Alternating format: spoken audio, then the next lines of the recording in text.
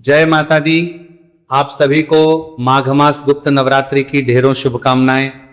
प्रिय दर्शकों, आज इस वीडियो में हम बात करेंगे कि कैसे आपको माघ मास गुप्त नवरात्रि की पूजा करनी है। अर्थात प्रथम दिवस पर जब नवरात्रि आरंभ हो रही है 19 जनवरी से 19 जनवरी को कैसे कलश स्थापना होगी, विधि क्या है, मंत्र क्या है, कलश स्थापना करेंगे, माता की स्थापना करेंगे, चौकी विराजमान करेंगे, चौकी लगाएंगे, खेतड़ी आदि बोएंगे। तो आज के इस वीडियो संपूर्ण पूजा विधि हम यहां बताने जा रहे हैं कि कैसे आपने पूजा करनी है, कैसे माता की स्थापना करनी है, कलश स्थापित करना है, क्या मंत्र है, क्या भोग है, और आगे के 9 दिन की पूजा विधि क्या रहेगी, किस प्रकार से आप अगले 9 दिन तक पूजन करें। तो आइए पूजा आरंभ करें। उससे पहले आपसे निवेदन है कि वीडियो यदि थोड़ा सा भी उपयोगी लगे तो कृपया इसे एक बार लाइक अवश्य कर दीजिएगा और जितना हो सके शेयर कीजिए, जिससे कि सभी लोगों के पास सही जानकारी के साथ वीडियो पहुंचे। सभी नवरात्रि पर विधि विधान से माता की पूजा करें। माता रानी का आशीर्वाद प्राप्त करने के लिए कमेंट बॉक्स में अवश्य लिखिएगा जय मां कालरात्रि। मां कालरात्रि की कृपा से आपके जीवन के सभी संकटों का नाश होगा, काली शक्तियों और बुरी नजर से आपकी सदा रक्षा होगी।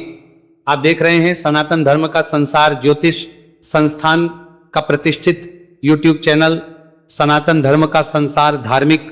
हम यहां पर सभी व्रत और त्योहारों की सही शास्त्रीय जानकारी प्रदान करते हैं। ज्योतिष और पंचांग के आधार पर आपको बताते हैं कौन सी तिथि कब है, व्रत आदि कब करना है, क्या विधि, क्या नियम और क्या गलती नहीं करनी है।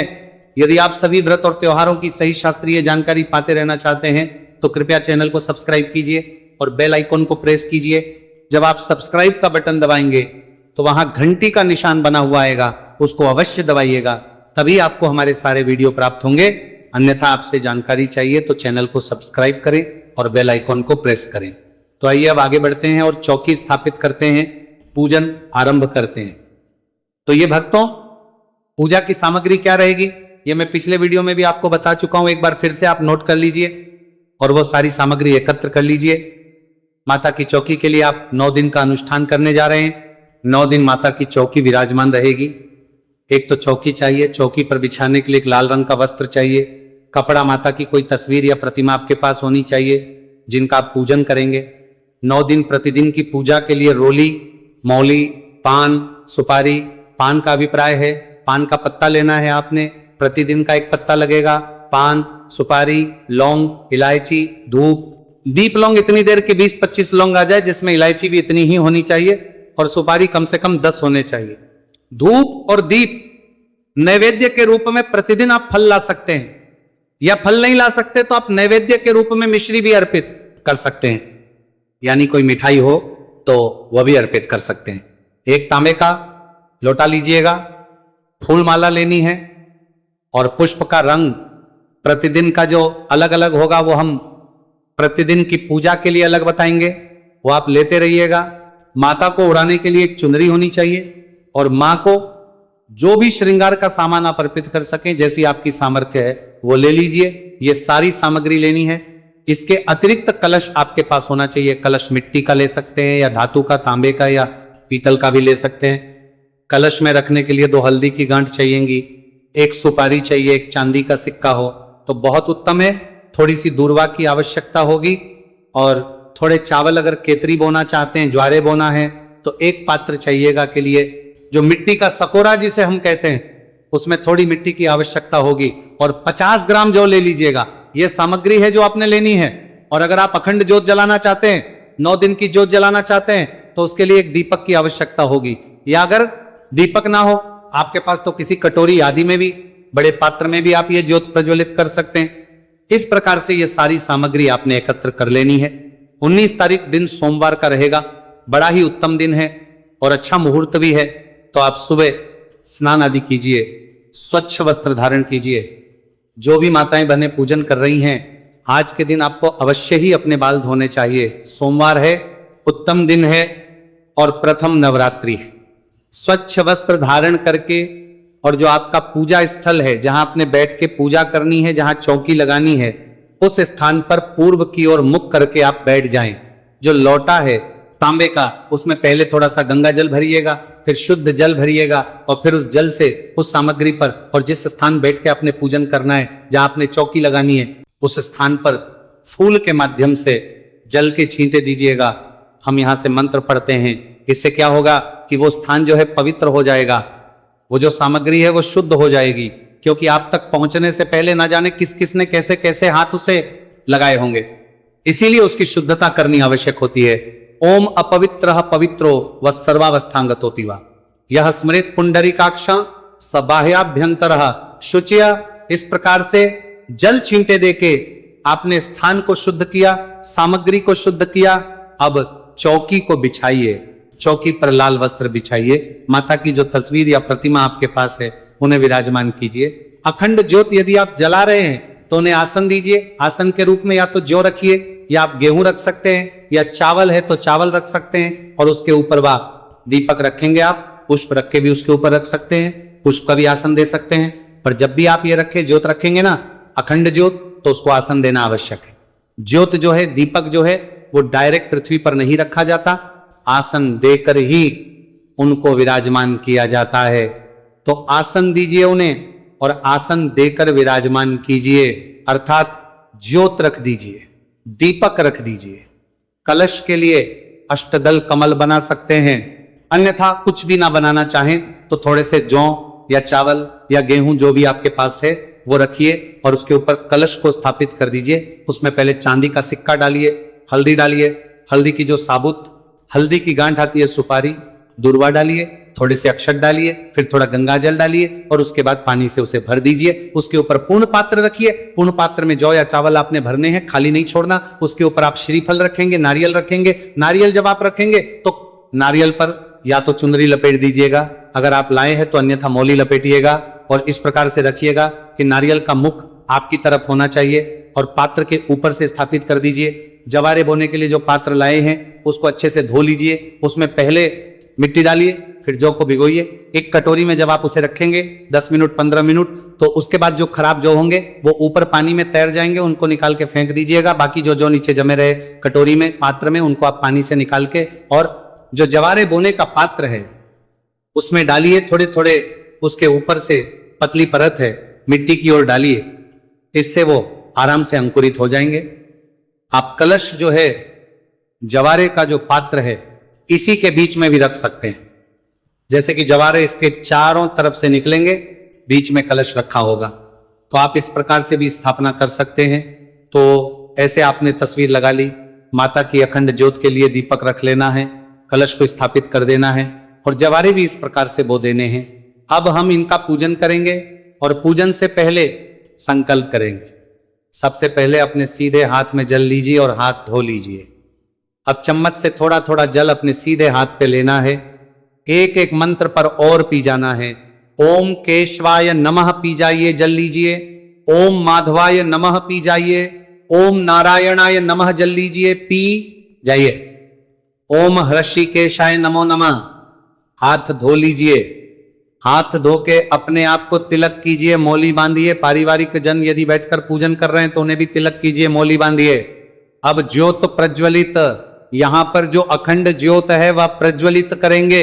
अगर आप अखंड ज्योत नहीं जला रहे हैं तो भी पूजा के लिए पहले आप दीप प्रज्वलित करेंगे। एक छोटा सा दीपक लीजिए, उसमें बत्ती लगाइए, घी आदि डालिए और वहां ज्योत प्रज्वलित कीजिए। इस धूप को और दीप को प्रज्वलित कीजिए।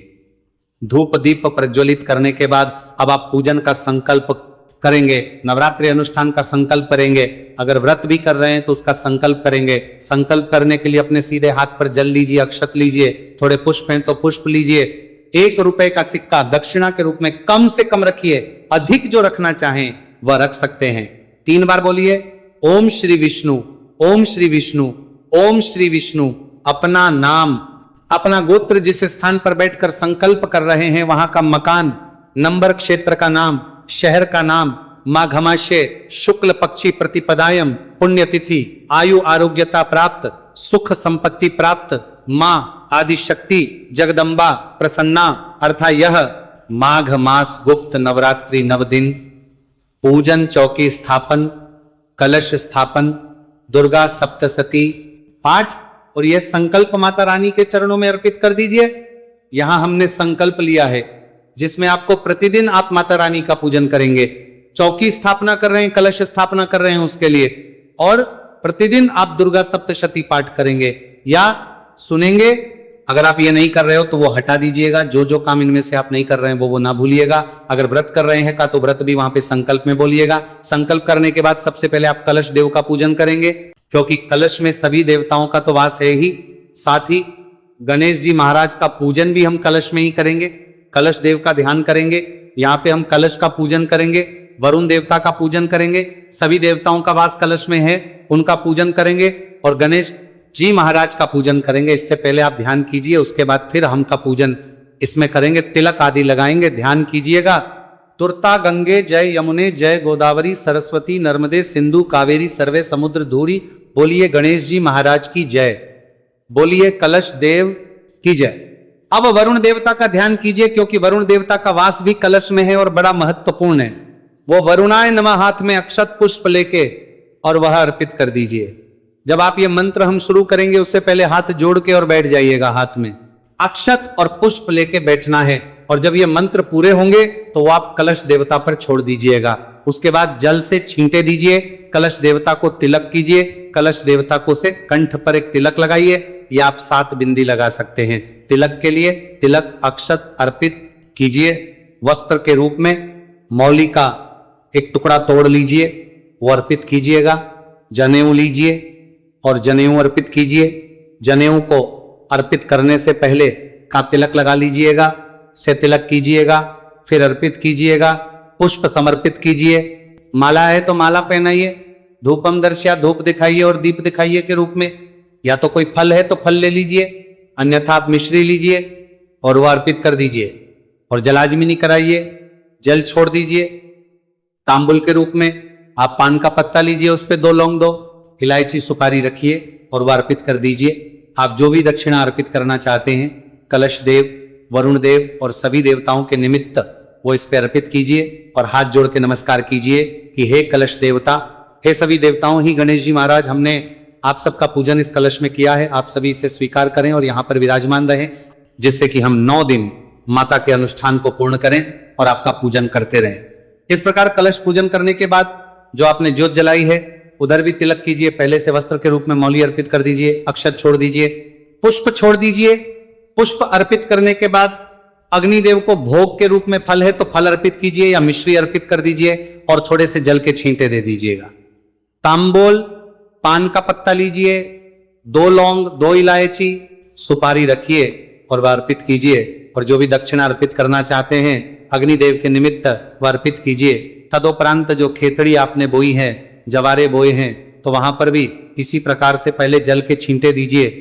जल छींटे देके वस्त्र के रूप में मौली का टुकड़ा तोड़ के अर्पित कीजिए, तिलक कीजिए, पुष्प अर्पित कीजिए, धूप दिखाइए, दीप दिखाइए, नए वैद्य अर्पित कीजिए। जो भी फल या मिठाई आप लाए हैं या मिश्री, और हाथ जोड़ के नमस्कार कीजिए। यहां पे आपको तांबुल अर्पित करने की आवश्यकता नहीं है। अब आप माता रानी का पूजन करेंगे। हाथ में अक्षत लीजिए, पुष्प लीजिए, माता रानी का ध्यान कीजिए। ओम सर्व मंगल मांगल्ये शिवे सर्वार्थ साधिके शरण्ये त्र्यंबके गौरी नारायणी मां नमो हस्तुते। मां दुर्गा है और वहां अक्षत पुष्प माता रानी को अर्पित कीजिए। मां को अब आप स्नान करिए, जल के छींटे दीजिए, पुष्प के द्वारा जल छींटे दीजिए। स्नान करा के माता रानी को वस्त्र अर्पित करेंगे। वस्त्र के रूप में आप चुनरी लाए होंगे माता रानी को, तो वो चुनरी अर्पित कीजिए, चुनरी उड़ाइए माता को। और जो श्रृंगार की सामग्री आप लाए हैं वो श्रृंगार की वस्तुएं भी माता को अर्पित कीजिए। माता रानी को तिलक करेंगे से अक्षत अर्पित कीजिए, तिलक लगाइए। माला है तो माला पहनाइएगा, और अगर फूले फूल है तो फूल अर्पित कीजिएगा। धूप दिखाइए माता रानी को और दीप दिखाइए माता रानी को। धूप दीप दिखा के रूप में फल है तो फल अर्पित कीजिए, और मिठाई है तो मिठाई अर्पित कीजिए, या आप मिश्री लीजिएगा वो अर्पित कीजिएगा। जल आचमनी कराइए, 1 चम्मच जल लीजिए और माता रानी को अर्पित कर दीजिए। तांबुलम फूंगी, तांबुल पान का पत्ता लीजिए, उस पर 2 लौंग, 2 इलायची और 1 सुपारी रखिए।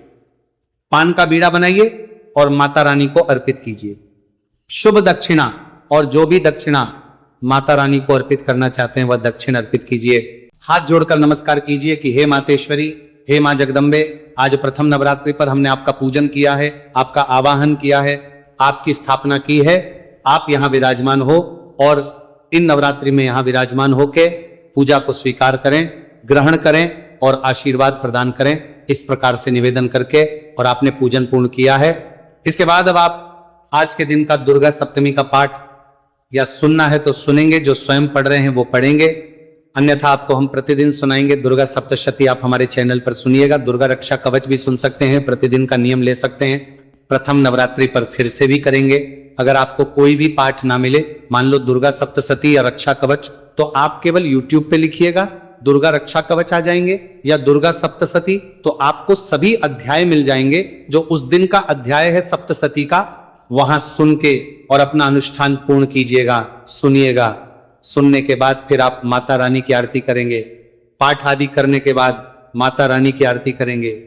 इस प्रकार से आपने कलश स्थापना करनी है, इसी प्रकार से आपने माता रानी की चौकी लगानी है और आप पूरे 9 दिन तक पूजन करेंगे। फिर आप विसर्जन करेंगे। विसर्जन कैसे करना है, कब करना है, क्या विधि है, किस सामग्री को कहां अर्पित करना है, ये मैं आपको बताऊंगा।